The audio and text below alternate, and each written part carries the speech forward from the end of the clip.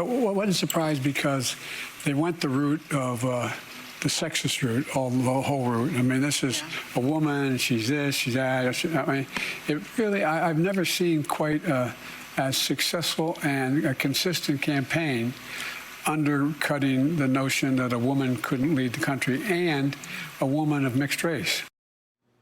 What? What country is he in? Here to react, Fox News contributor Katie Pavlich. What was anti-woman about the Trump campaign?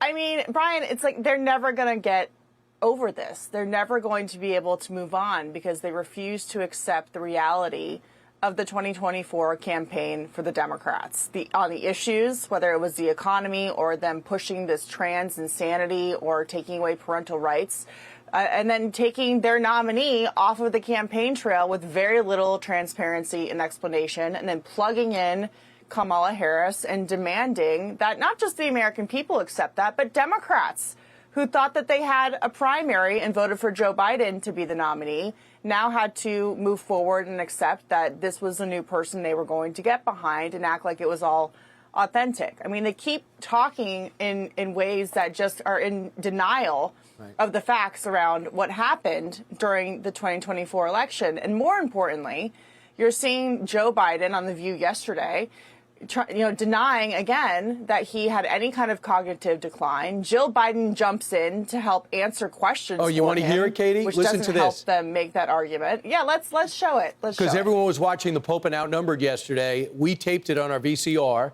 Here's that moment. Are these sources wrong? They are wrong.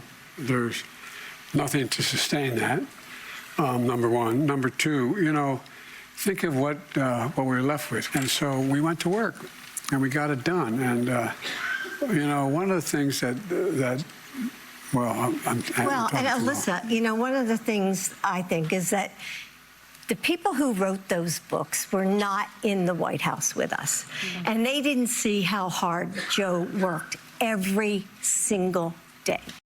Katie, sources, you don't have to work in the White House. Ron Clinton wrote a biography. Sources from the White House filling up 4 books talking about how out of it he was. Well, and these books are a year late, 2 years late. I mean, I covered the Biden White House, and we were watching what was happening. We knew exactly what was going on. And yet you still, yesterday, have the Biden team lying to the American people about the way that the Bidens covered up the president's condition, the way that the White House staff covered up the condition. I mean, they were calling lids, which means end of the day, at 9 a.m., 10 a.m., 2 p.m. regularly.